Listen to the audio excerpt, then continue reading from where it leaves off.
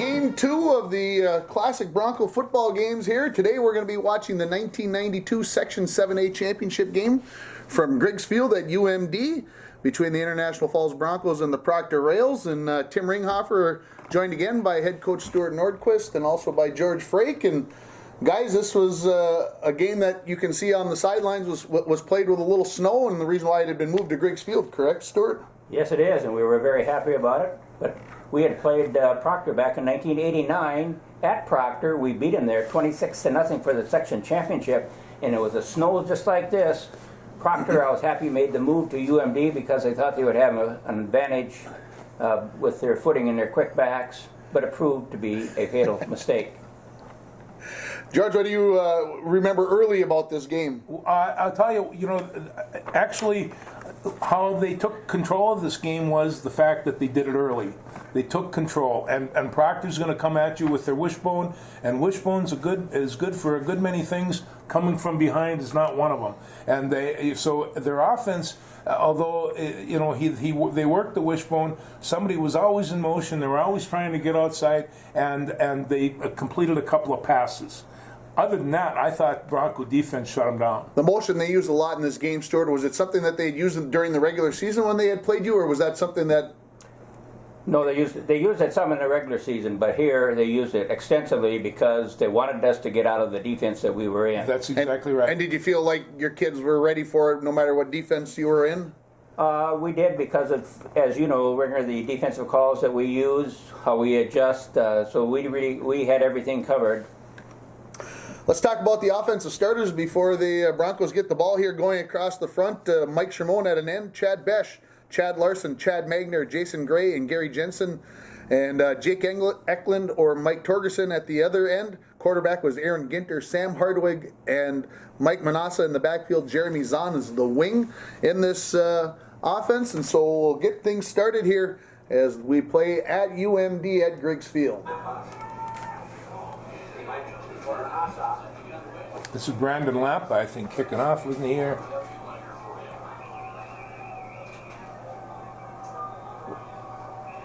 Kicking off.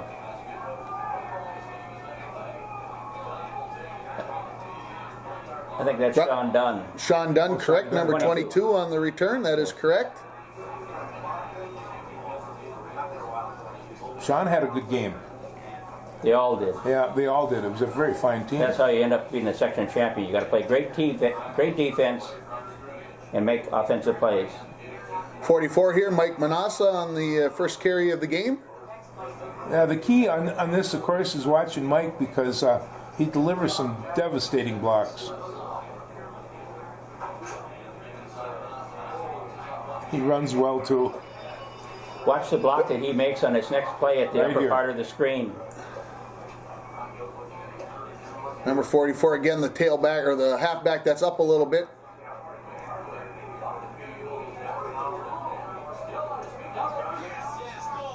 And this is Hardwig going the distance. Sam, who would end up playing at UMD, and puts the Broncos up on the third play of the game, give the Broncos the 6-0 lead.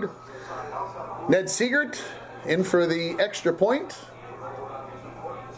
Straight on kicker and through, so the Broncos up 7-0, as you can see, just less than 2 minutes into the ball game. And as George said, that was huge to get on top of them right away. Right away. They were the conference champion, undefeated. We're going to look at the starting Bronco defense here after the kickoff on the squib kick by the Broncos. You'll have Aaron Ginter, Sam Hardwig, Chad Larson, Chad Johnson, Gary Jensen, and Jason Gray across the front. Your linebackers will be Manassa and Jeremy Zahn, 44 and 45. And then your secondary at points will have Paul Hilford, Jim Indahl, Sean Dunn, and Billy Barr. When you take a look at Zahn and Manassa, they are right up on the line. They're so tight. Well, Manassa, you can't even really tell that he's not a lineman. At first, I thought he was. I thought they were playing. He always liked it in there. And look at the beautiful swim move. Yep. And the Broncos are going to recover an early fumble here, and really have a chance to kind of put a statement on him here, Stuart. Kind of go up by a score of 14-0, hopefully, but we'll see what happens here. Is that a play that you had run a lot during the year, Yes, Stuart? it was. In fact, the play was very effective because we had a great tackle, number 73, Jensen, who does the pulling and the trapping. Yeah, Gary was, by this time, was a pretty good sized kid, and he moved well. Former running back.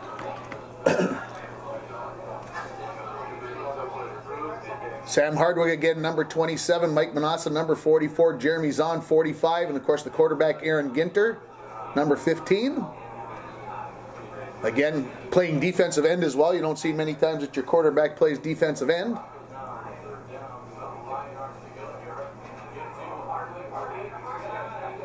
Good trap play up the middle. Well, that starts with the center making a great block, and that was number 52, Chad Magner. Yeah, Chad Magner was one of the easiest kids to ever coach.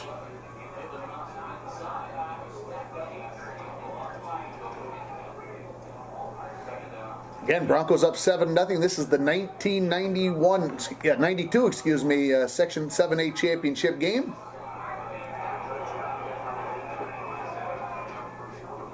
Hardwick finding the going tough there.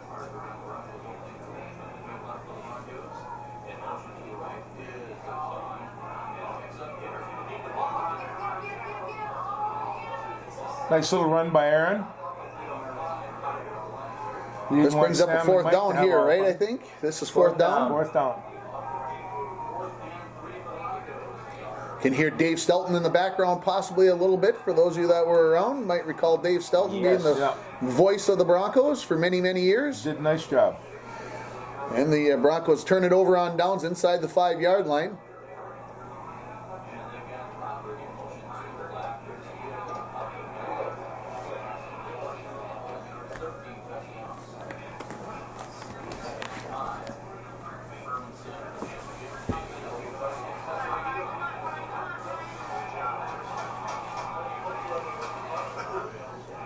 First down of the game for the Rails. You had to feel pretty good at that point, Stuart, that your team was playing that well defensively. Yes, but the first time we played them well too defensively. We were just on the short end of the score in that game at Proctor.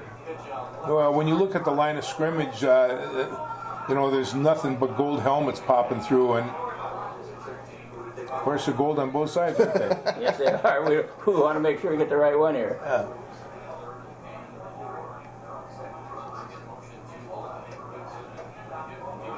But you'll notice every time our secondary has great communication. They tell you who's supposed to be picking up who.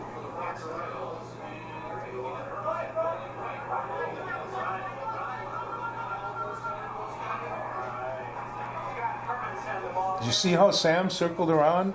If they didn't make the tackle, he wasn't going to let them get away.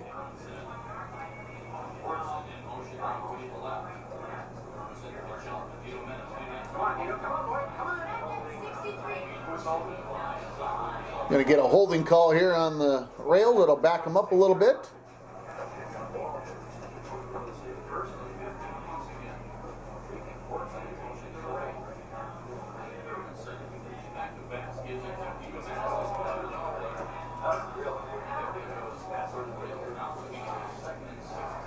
Broncos started in a 6-2 defense, now mostly in a 52 here.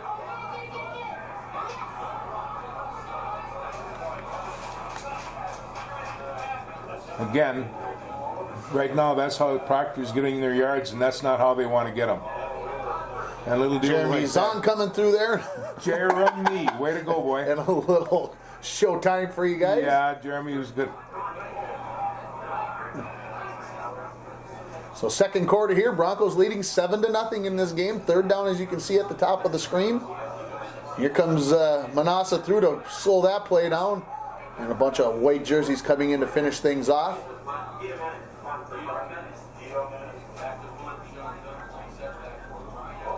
Obviously, we can see snow on the ground. Stuart, was it a fairly cold day?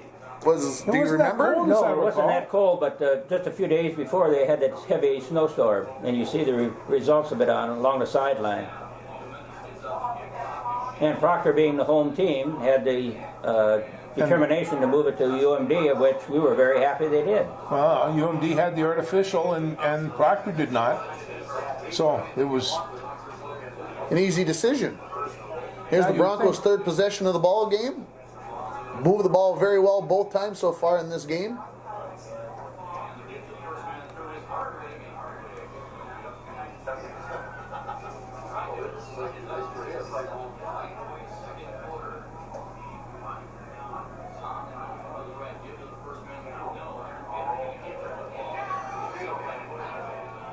A lot of belly play in this game, Stuart. Yes, it was, because it's against a 52 defense.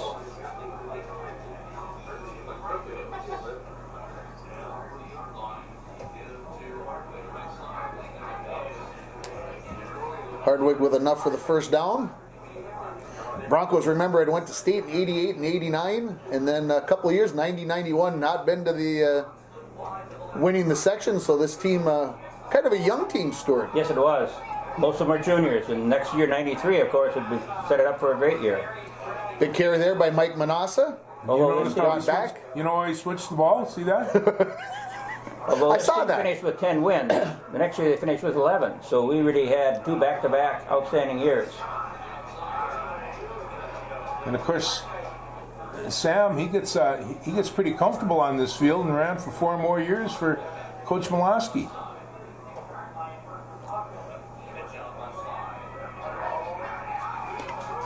No ability to stiff arm anyway. I still pick on that. I watch the pros and everybody else. That's just one of those things. You're comfortable. I understand it.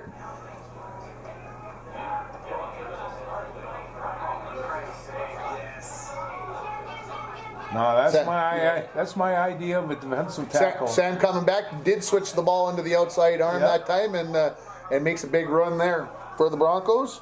When Sam played in California, he was not a running back. He was a lineman, defensive lineman.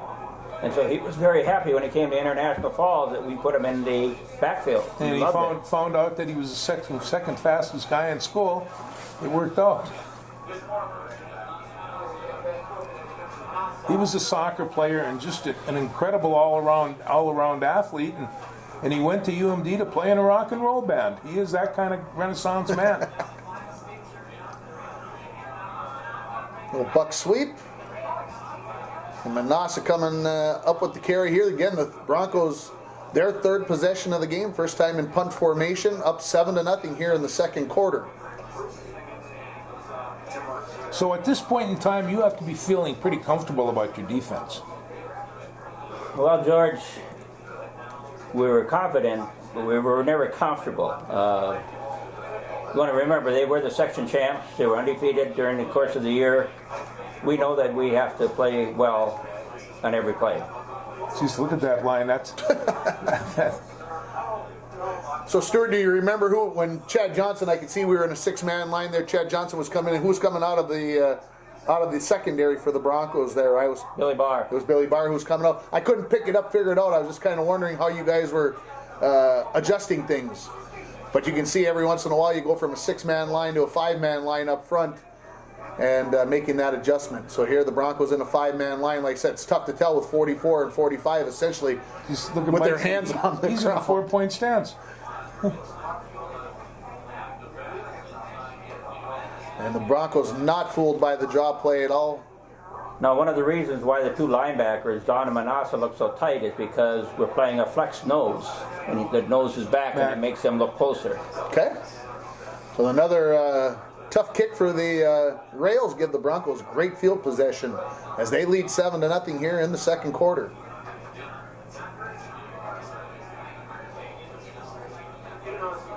Doesn't look big, but that was a chunk of 3 or 4 there, and every time you can get those, that's a good sign. That's right, and that's what Proctor had to do, and that's exactly what Proctor is not doing. Ball control offenses are like that. I think that was the first pass of the game, I think, right there by the Broncos, if I remember right. Might have been. There was no reason. And there's a good little pop pass there, I think, to Shimon, was it? Yes, number 12. 12. Mike was originally a quarterback. Okay.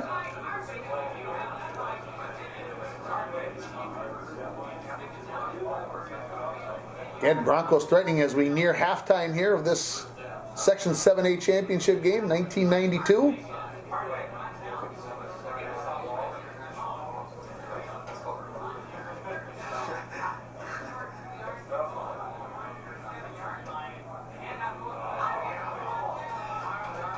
An unfortunate turnover here by the Broncos. Unfortunate.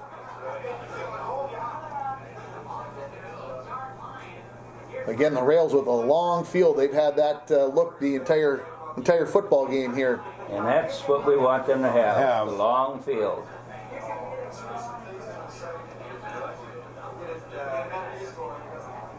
That fullback play has to pick them up yards every round. That's the key to the offense. Not that.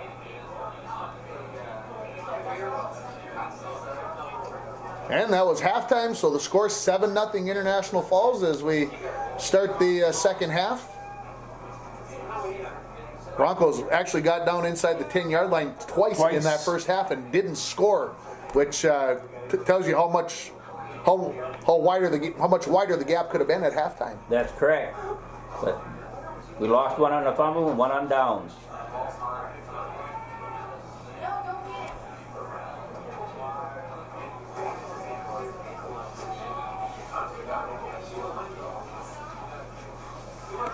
That's the old 7 diamond, Stuart. Yes, it is. That's what it ends up being. That's what it ends up being. You see 47 there, Jimmy Indahl. We don't get a chance to talk about the secondary very much in this game. Jimmy Indahl has a good game here, and he you're not going to contain those halfbacks every play.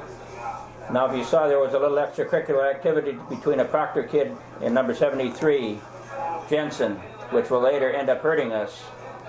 Yep, there it is. And there's the 15-yard penalty that you were referencing. Yeah. And Gary could get carried away a little bit.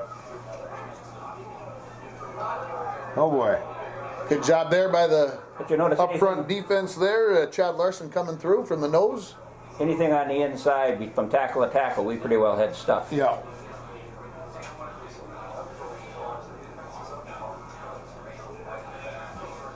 And an interception here by the Broncos. Who got the intercept? I believe that was Zahn, if I remember right. Yes, it was Zahn. It had to be. Yeah, Jeremy Zahn. So the Broncos' first possession of the second half here, again leading 7-0 in this 1992 section championship game.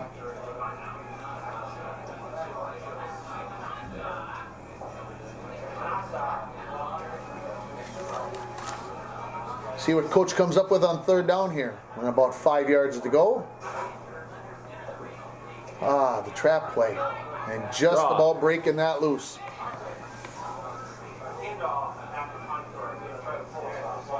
So he kicked one into the end zone earlier. Did you kind of talk to Indahl here on the punt about maybe kicking it sideways, which he does? Yes, he does. And is that something that you had talked to him about not trying to kick it as far? Yes. Okay. Look at that. That's perfect. And he does an outstanding job on it. Yeah, that was perfect kick. So again, here they are, the Rails with a long field starting back inside their 10-yard line. Broncos had this option play. I know you can't see a whole lot of it, but they had it covered very, very well. Good job by the end and the corner there. Paul Hilfer, number 35, coming up. That's what I was going to mention, Hilfer.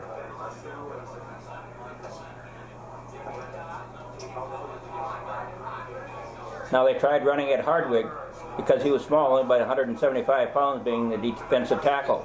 But you notice he piled everything up. Oh, no. He was for 175 pounds, he was incredibly strong.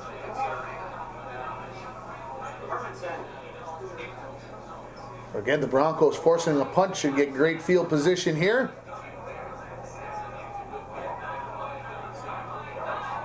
And that's Sean Dunn on the punt return. Broncos have first and 10 just outside the 20-yard line here. About halfway through the third quarter. Up 7-0 are the Broncos.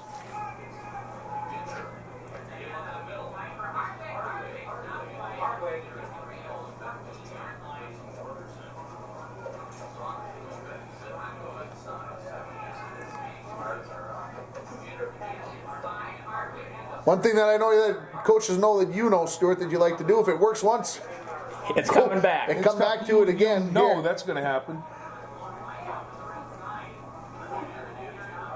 3 times on the road to Hardwick here for a first down and goal, I believe. Broncos looking to increase their 7-0 lead.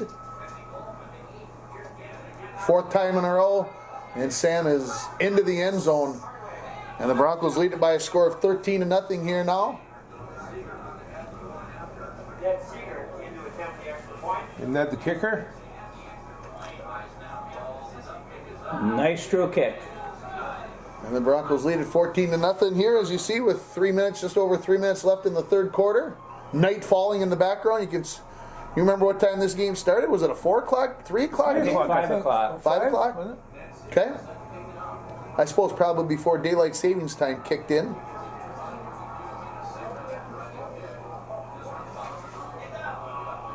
One of Ned's knuckle kicks. Well, it isn't something that Ned did wrong. We squib kicked it, we called it. Yeah.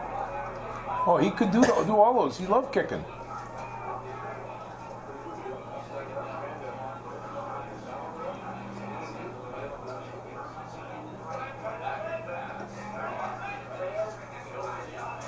And not that I'm surprised, but I'm watching the secondary and how they're adjusting to the motions. You can tell everybody's talking, communicating, and that had to make things that much easier. Here's a screenplay that the Broncos have sniffed out. And D. DeMenis here, I think is his name, 33. Is that right? That's correct. Brian D. DeMenis. Tried to make something out of nothing there. And again, the Rails forced to punt. You'll notice they have the long field most of the night.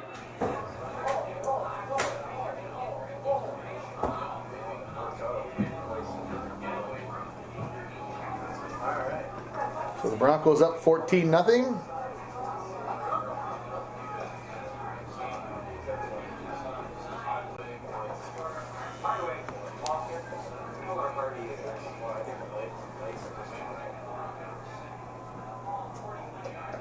The fortunate bounce here. We worked on this. Who's that? Who's that? There's my boy Jeremy. Jeremy's on. Just happens to be there. Working hard, staying in the play, not taking the play off. Finds a fortunate bounce, and the Broncos with the fumble and get the extra yardage there after the fumble by Hardwig.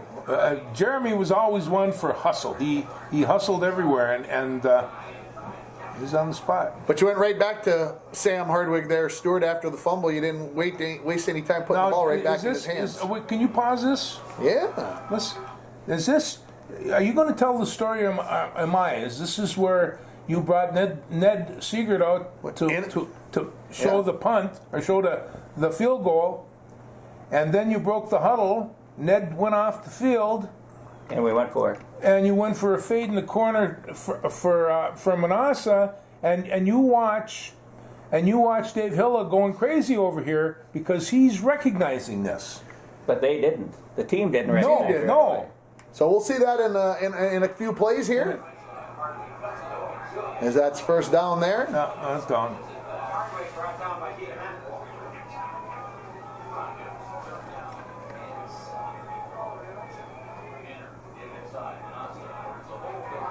Okay, that was the This is timeout where right Here there. it is. Right. And you can There's see the Hilla timeout. at the bottom of the screen down And there. Hilla's down there. He's Trying to tell him. trying to tell him. Nice pick here, Stewart. Yeah. Boy, I'll tell you, that's a Look at dandy all- job look at how wide by, open Mike Wide is. open. by Torgerson. and I'm not, that's the way the plays run, and I understand it, but Well, it was just accidental. accidental, exactly. And a good job there by the Broncos, now leading 20-0, and with the extra point, move up by a score of 21-0. And now, as we mentioned before the game started, George, we talked about the fact that running wishbone can be great, but it's not a great come-from-behind offense. And so they really have to start thinking about adjusting what they are doing here. Well, it's a game control offense, and if you're not controlling the game, you're not going to catch up. And right now, they're in kind of dire straits. One of the best coaching decisions of Nordquist's career was a fake field goal. And a possible fumble recovery there on the squib kick, but boy, that would have probably iced the game right there. But the Rails do come up with the loose ball. See, one thing on turf, you get some true bounces. But you better take the bounces there. Don't wait for the second one. Yeah.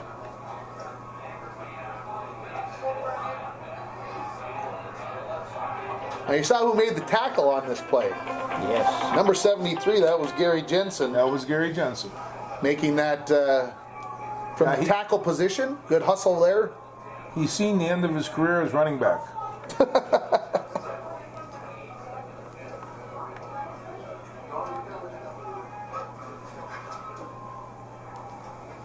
Jeez, look at that stacked.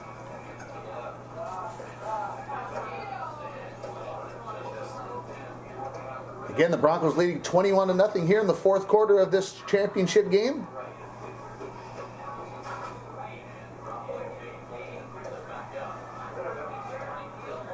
Notice who makes the tackle on the other side of the field? Sam Hardwick. Sammy Hardwick. Coming all across the field. Good when you can get that kind of hustle out of your defensive tackles. And he's 175 pounds and is faster than anybody else on the line. Yeah. I couldn't believe it the first time I saw him play. Snuck that one in there on a big fourth down play. Rails keeping some life here. Yeah, Good play by Dunn. That was a great play by Dunn. Took the 15-yard penalty, the pass interference penalty, rather than giving up the possible touchdown.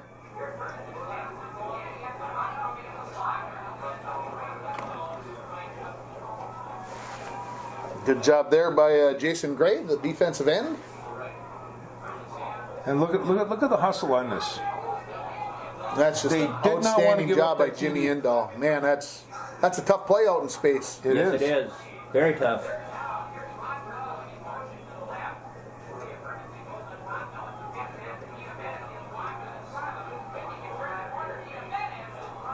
Sean Dunn coming up with the tackle.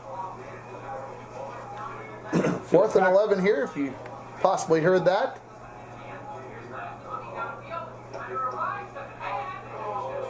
What Proctor couldn't do, they couldn't get us out of our base defense on the inside. No. They tried to do it with the motion, but our secondary covered it very, very well. And now midway through the fourth quarter here, Broncos going to go into their, not that they threw the ball a lot any other time, but they're going to make sure that they take a little extra time here. And of course the Rails knew that as well. Coming up and playing probably even a little tighter, knowing that the run is coming.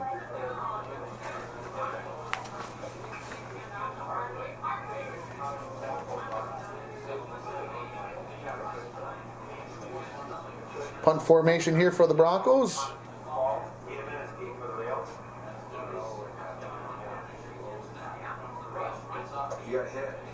That's Chad Magner making a long snap. Did an outstanding job throughout the entire year. You could always count on Chad to do the right thing. That's what we taught him, and boy, I'll tell you, he took it to heart. Trying that slant pattern again, and by gosh, they got it in. They somehow snuck that in there. Again, is that the biggest play from scrimmage that they've had all night? But I think they had a holding on it. Oh, and that's not good. No, that is good.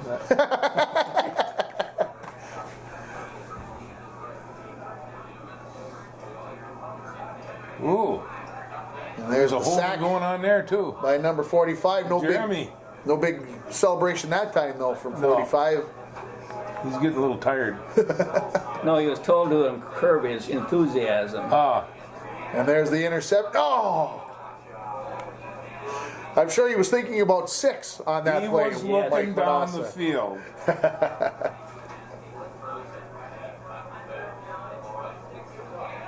Ooh! Almost picked off. I don't know if you had all the Proctor passing plays at this point on cards, Stuart, but after this game, you knew almost all of them. Yes, we did. That's true.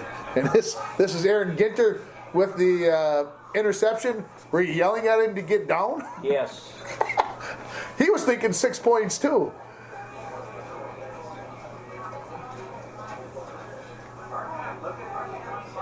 Got that ball on the outside hand.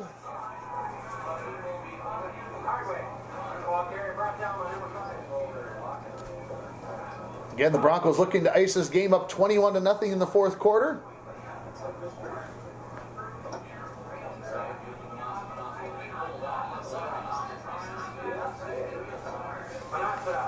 You can see on the screen they're snowing now. Yeah, little bit of snow coming down.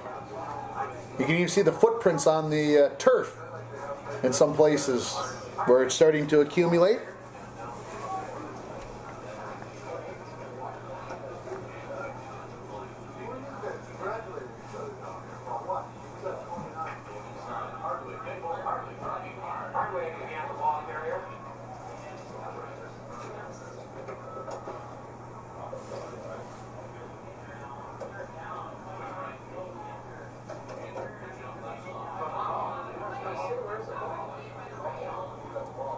Third time the Broncos turn it over inside the 10-yard line.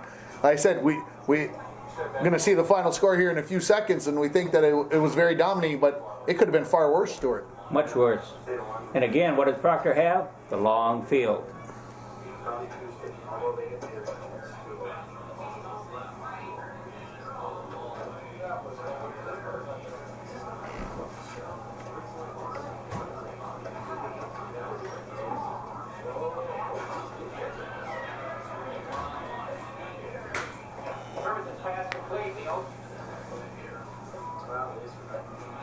I don't see any subs going in the game, George. Did you notice that?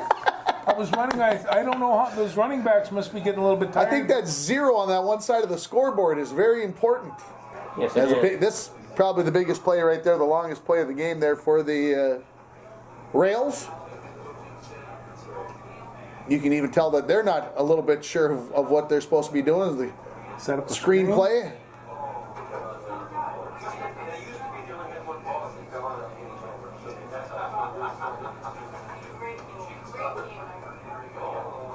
Tip pass there. I think Manassa got a piece of that one.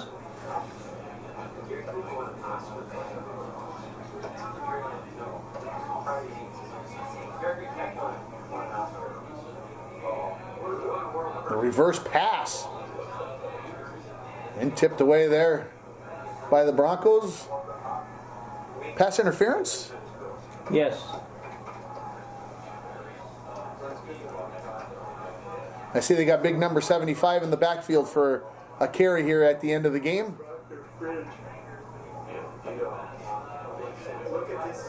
Oh, it's starting to snow pretty good now. Yeah. There's it. Yeah, Stuart, this was a game that a couple of years of not being section champion, and all of a sudden you guys come back and make that happen, had to feel pretty rewarding. When did you know when these kids were going to make this kind of change, that they had the ability to be able to be here? Well, midway through the season, we figured we had a shot at it. Even though right after we lost the Proctor game, and Proctor was undefeated at the time, they beat us 17-6. We mishandled a long snap on a punt. That's how they got their points. Otherwise, it should have been 14-6. And we had opportunities where we probably should have gotten it in. This time we got it in. But even so, we probably should have scored 2 more times. We were down there. One time we lost it on downs. One time we lost it on a fumble. What at the midpoint of this season made you feel like you had a chance, or that this team had the abilities? Well, you can see in practice, and I'm sure both of you have experienced this too. Every day you could see that they would be making a jump. And when we were running drills, the intensity of the drills increased. It wasn't, and I'll have to give Sam Hardwick a lot of credit on this. Sam Hardwick, a lot of times people in practice might go not 100%. That wasn't the case with Sam Hardwick, and Sam Hardwick made everyone else go as hard as he was going, and this made this team improve throughout the year. We talked about it earlier in the broadcast about the youth of this team, and that they would come back and win another section championship again the following year. It seems like, which kid was there? Obviously, Sam coming in as a senior that year made a big difference. What about the juniors on this team? Who kind of made a big difference to make this team happen? I'll tell you, I coached these guys when they were in 9th grade, and we went to Black Duck and played a very good Black Duck team. I had 12 kids, and our quarterback, Aaron Ginner, was out with a bunged up leg. And I had to call the dogs off. Manassa was in the backfield. Jeremy Zahn was in the backfield. That line was opening up big 5-yard gaps on every play. We beat them like 35-6, and we had 12 kids. When my kids were coming out of the locker room, the varsity team was looking at you, well, you better thump this bunch. Well, they just didn't quite know the bunch we had. And the next year, he takes the best running back we have, Manassa, and we only lost one game, including a game that we won down in Grand Rapids against a very fine B squad down there. So we knew that this team had talent, and it wasn't just based on Mike, but Mike, he's one of the best football players this town's ever produced. And Mike, like George mentioned, he went up to the varsity as a sophomore and started. When we would have a scrimmage day in 1991, we had a good team. We didn't win the section, but we did win the conference that year. Every Wednesday, those young sophomores, they would challenge the varsity, you can't run on us. And by God, a lot of times they couldn't. Oh, they had great confidence in what they could do. They did. That's why my B squad the year before, when Peterson and Palm were there, they says, we can hear them coming. We can hear them coming. Boom, boom, boom. Well, they had a very good line on this, and Chad Larson and some of the rest of those varsity had a good varsity line. But boy, I'll tell you, Chad Magner, he didn't back down from anybody, anytime. And they were a good bunch. Yeah, they were that enthusiastic. And then, of course, picking up Sam Hardwick was just a jewel in the crown. It made him the luckiest coach in northern Minnesota. So I mean, it was like almost a Nagurski type attack. He could have been an all-conference tackle and certainly an all-conference running back. He ran for 1,500 yards on one season here. He's 6th or 7th in single season things, and he only played 1 year. So Sam was a really, really fine running back, and he went down to UMD and got into Mulaski's. He played fullback for Mulaski. He was probably the smallest fullback in the league, and he would hit in that hole, and you would just see linebackers just bounce off him. I don't think he ever played more than 210 pounds, and in that league, for a fullback, that was small. And if you ever watched his running style, it was knees in your face. Yeah, right, it was, exactly. Hardwick, 27 carries for 211 yards, including 2 touchdowns, that 57-yarder earlier in the game that kind of set the tone. Manassa had 15 carries for 60 yards. Zahn got 31 yards on the fumble recovery for rushing. Ginter had a couple carries for 8 yards. Ginter only threw the ball 3 times officially in the game, completed 2 of them. One to Shermone, that big pop pass in the second quarter, and then, of course, the touchdown to Manassa in the fourth quarter that kind of sealed the game. Broncos ended up rushing for 316 yards, and I bet, Stuart, if you had asked Dave Hill before the game, or told him before the game, you're going to give up over 300 yards rushing, he would have probably said, well, then we don't stand a chance. That's true. You wouldn't. You give up that many yards rushing, but you remember we'll see a game later when I told you something was going to take place to a certain team. You can get a feeling sometimes in practice how things built, and this team you could feel that we were going to take Proctor. And George has mentioned this before.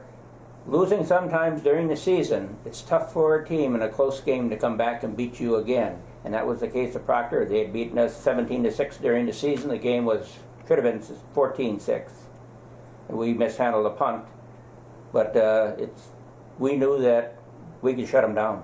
Well, Proctor had a very good team, and they had an outstanding offensive line, defensive line as well. They were good size, they were big.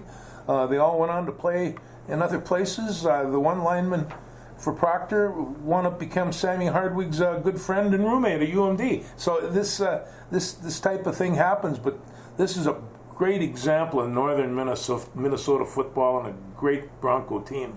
I hope the boys find out about this because they love watching this. Proctor had 101 yards rushing in the game compared to 316 for the Broncos. Proctor threw the ball 16 times in the game, which I'm sure was not their forte. They only completed 4 of those for 87 yards.